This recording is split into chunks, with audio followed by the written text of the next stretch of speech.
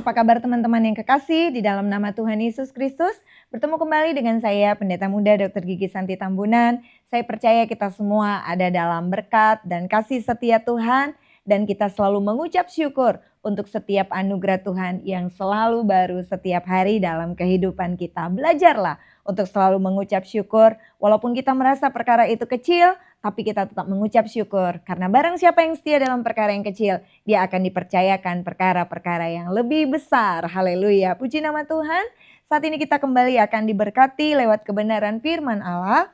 Kita buka di dalam Filipi pasal yang kedua ayat yang ke-12. Demikian bunyi firman Tuhan. Hai saudara-saudaraku yang kekasih, kamu senantiasa taat, karena itu tetaplah kerjakan keselamatanmu dengan takut dan gentar, bukan saja seperti waktu aku masih hadir, tetapi terlebih pula sekarang waktu aku tidak hadir. Puji nama Tuhan. Firman Tuhan hari ini mengingatkan kita semua untuk mengerjakan keselamatan kita dengan takut dan gentar.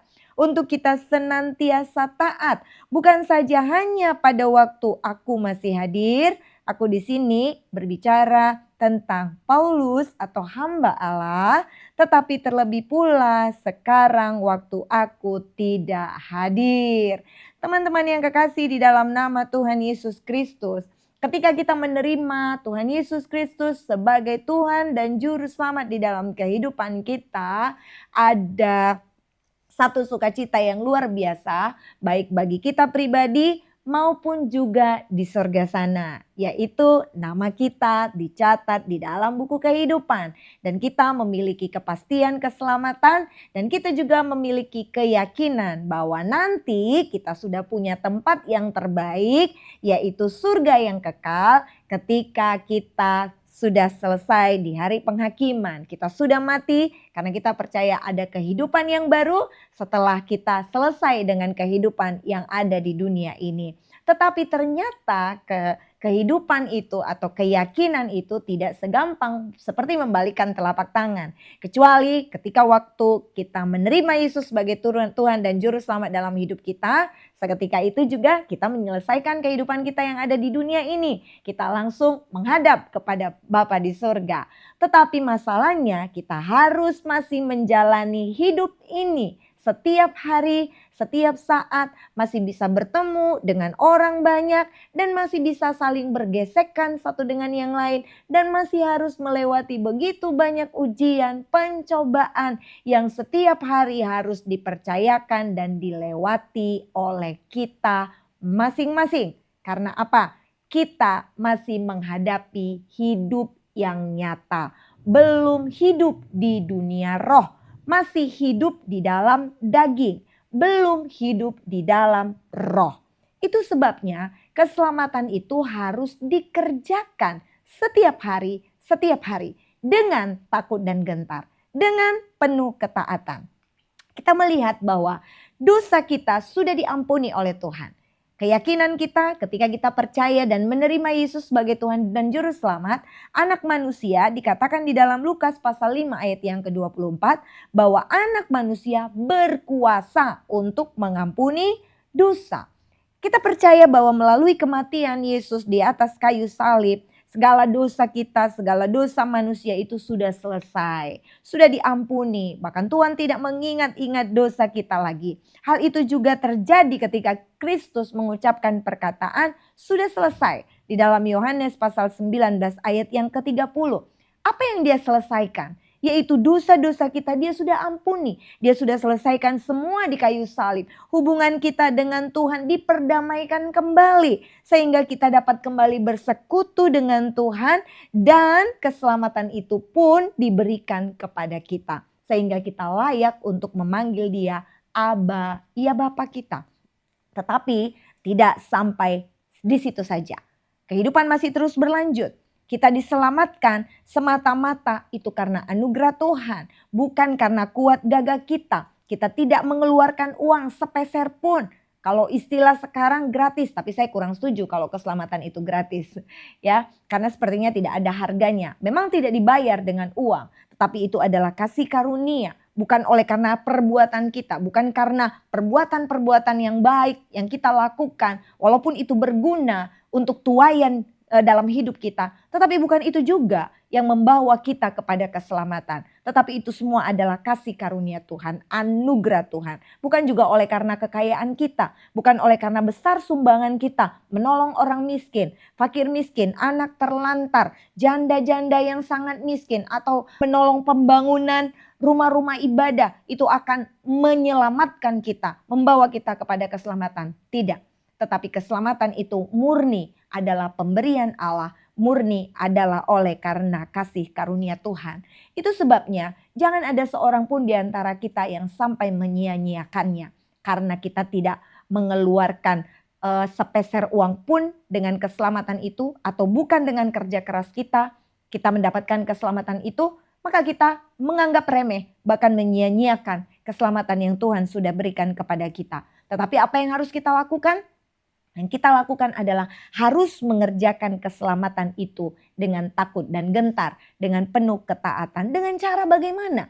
Dengan cara bagaimana saya, teman-teman, kita semua mempertahankan keselamatan kita itu dengan takut dan gentar, yaitu dengan cara hidup di dalam ketaatan dan setiap hari hiduplah di dalam pertobatan. Haleluya. Tidak ada seorang pun dari antara kita yang setiap hari luput dari melakukan dosa. Jangan ada seorang pun di antara kita yang menyombongkan diri, yang berkata bahwa wah, saya setelah menjadi anak Tuhan tidak pernah berdosa lagi. Tidak mungkin, teman-teman yang kekasih, baik tidak ada dosa yang tidak disengaja ya. Jangan biasakan berdoa, ampunilah dosa yang kami lakukan baik sengaja ataupun tidak disengaja. Semua dosa itu kita lakukan pasti dalam keadaan sadar. Kalau tidak sadar itu gerak refleks, bukan dosa namanya. Tetapi setiap dosa itu pasti kita lakukan dengan sengaja. Dan kita menyadari bahwa sebenarnya kita sudah melakukan dosa. Berbeda halnya dengan anak-anak kecil yang belum tahu itu salah atau benar. Mereka melakukan segala sesuatu dengan insting. Ketika temannya mengambil mainannya, dia mungkin dengan dia belum tahu itu sebagai kebenaran atau tidak benar, dia akan memukul temannya. Karena dia cuma tahu bahwa mainannya diambil, maka dia harus menjadi pahlawan buat mainannya. Sehingga dia akan memukul orang yang mengambil mainannya. Tapi kita bukan anak-anak kecil. Karena anak kecil itu hanya hidup oleh insting sebelum dia mengetahui tentang kebenaran. Tetapi kita anak-anak Tuhan yang sudah mengetahui kebenaran, ketika kita melakukan dosa itu bukan kita lakukan tanpa kita sadari. Itu sebabnya setiap hari kita harus hidup di dalam pertobatan. Setiap hari kita harus minta ampun dosa kepada Tuhan. Di dalam setiap doa-doa kita. Jangan lupa untuk kita selalu meminta ampun dosa kepada Tuhan. Di dalam Yeremia pasal 18 ayat yang ke-11 bagian B dikatakan, baiklah kamu masing-masing bertobat dari tingkah lakumu yang jahat dan perbaikilah tingkah langkahmu dan perbuatanmu. Setelah ada pertobatan, meminta pengampunan dosa, tingkah langkah kita yang jahat itu harus diperbaiki. Amin. Jadi bukan hanya sekedar meminta pengampunan dosa, lalu besok kita lakukan dosa lagi, terus minta ampun lagi, lakukan dosa lagi, itu namanya doyan. Yang kita lakukan adalah setelah sadar bahwa kita melakukan dosa, minta ampunlah kepada Tuhan, dan setelah Tuhan mengampuni kita, perbaikilah dirimu. Haleluya. Perbaikilah dirimu, tingkah langkahmu dan perbuatanmu, kata firman Tuhan. Tuhan sangat membenci dosa. Tuhan sangat membenci kefasikan. Tapi Tuhan mengasihi orang berdosa. Tuhan tidak menginginkan kematian orang fasik. Sekali lagi, Tuhan dibenci dengan dosa. Tuhan benci dengan segala kefasikan. Tapi Tuhan mengasihi orang berdosa. Tuhan tidak menginginkan kematian orang fasik. Tetapi yang Tuhan inginkan adalah pertobatan dari kejahatannya.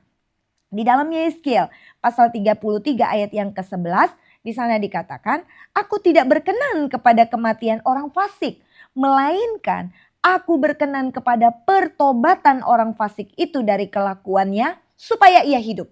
Perhatikan, yang Tuhan inginkan adalah pertobatan orang fasik itu dari kelakuannya supaya ia hidup. Yohanes 14 ayat yang ke-6 dikatakan bahwa akulah jalan dan kebenaran dan hidup.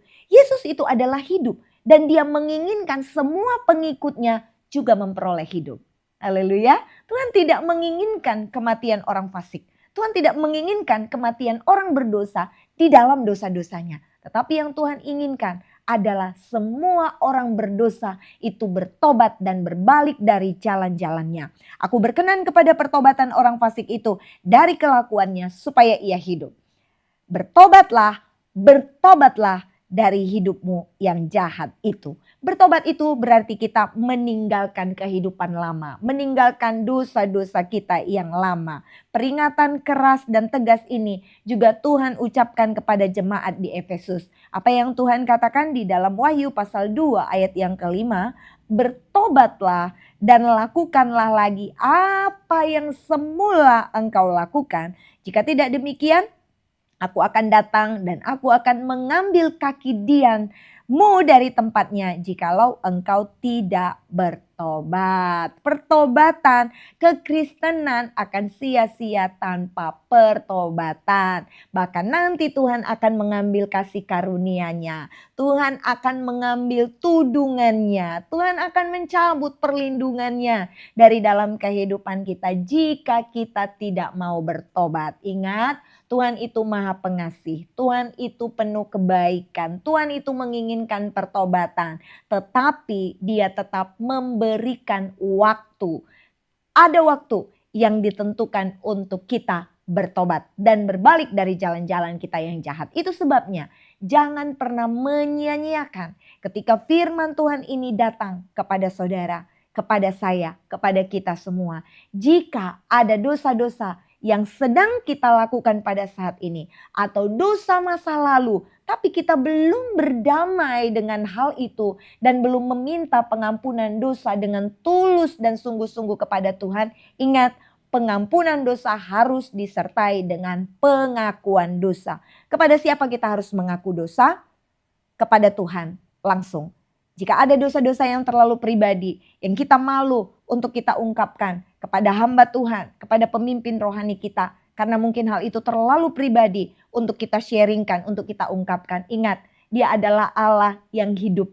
Dia adalah Allah yang selalu menantikan kita. Dimanapun kita berada, kita ingin menjumpai dia dengan penuh ketulusan, dengan penuh hati yang terbuka di hadapan Tuhan, mengakui semua dosa dan pelanggaran kita. Dia adalah Allah yang setia dan adil, kata firman Tuhan, yang akan mengampuni segala dosa dan pelanggaran kita. Haleluya. Tidak ada dosa yang terlalu kelam, tidak ada dosa yang terlalu merah, tidak ada dosa yang terlalu sulit untuk diampuni oleh Tuhan. Jika kita datang dengan ketulusan, dengan pengakuan, kejujuran di hadapan Tuhan, Tuhan pasti ampuni. Tetapi ingat, jika kita sudah mendapatkan pengampunan daripada Tuhan, mari kita memperbaiki hidup kita. Jangan lakukan dosa itu lagi. Haleluya. Hidup dalam ketaatan pada firman Allah. Hidup dalam takut akan Tuhan. Kerjakan keselamatan kita dengan takut dan gentar. Tinggalkan kehidupan yang lama. Apa yang pada saat ini mengikatmu, tinggalkan dan lepaskan itu semua. Dan Tuhan tidak pernah mengingat-ingat dosa kita itu lagi. Jangan marah ketika ada manusia atau ada orang-orang di sekitar kita, orang-orang terdekat kita, pasangan kita, keluarga kita, mungkin orang tua kita yang masih akan terus mengingat-ingatkan dosa-dosa masa lalu yang pernah kita lakukan. Jangan takut. Ketika kita sudah membereskan segala sesuatu di hadapan Tuhan, hanya Tuhan yang berhak menjadi hakim kita. Haleluya. Manusia, satu orang pun tidak ada yang berhak menjadi hakim atas hidup kita. Hiduplah tetap benar di hadapan Tuhan. Biarkan penghakiman manusia tetap berjalan. Mereka tidak bisa kita batasi dengan tangan kita. Kita yang hanya bisa menutup jari jemari kita, menutup mulut kita dengan jari jemari kita. Tetapi dengan perkataan-perkataan mereka tidak akan sanggup kita menutupi dengan ke-10 jari-jari kita. Hiduplah tetap di dalam ketaatan dan percayalah bahwa kita semua harus mengerjakan keselamatan kita dengan takut dan gentar. Ada atau tidak ada orang-orang atau pemimpin rohani di sekitar kita. Karena kita percaya bahwa Tuhan dari atas sana melihat apapun yang kita kerjakan. Mata Tuhan melihat apa yang kita buat. Perbuatan yang baik, perbuatan yang jahat. Semua itu dicatat dan jangan sampai nama kita yang tadi sudah ditulis di dalam buku kehidupan itu dihapus. Oleh karena apa? kita tidak taat dan tidak mengerjakan keselamatan kita dengan takut dan gentar. Mari dengan kekuatan daripada Roh Kudus kita sama-sama berdoa supaya apa? Supaya kita semua berhasil melewati hari-hari kita, mengerjakan keselamatan kita dengan takut dan gentar, sehingga kita semuanya namanya tetap ada di dalam buku kitab kehidupan itu. Dan kita nanti akan masuk bersama-sama dengan Kristus di dalam perjamuan kawin anak domba yang sudah disediakan bagi anak-anak kerajaannya. Haleluya. Tuhan Yesus memberkati kita semua. Haleluya.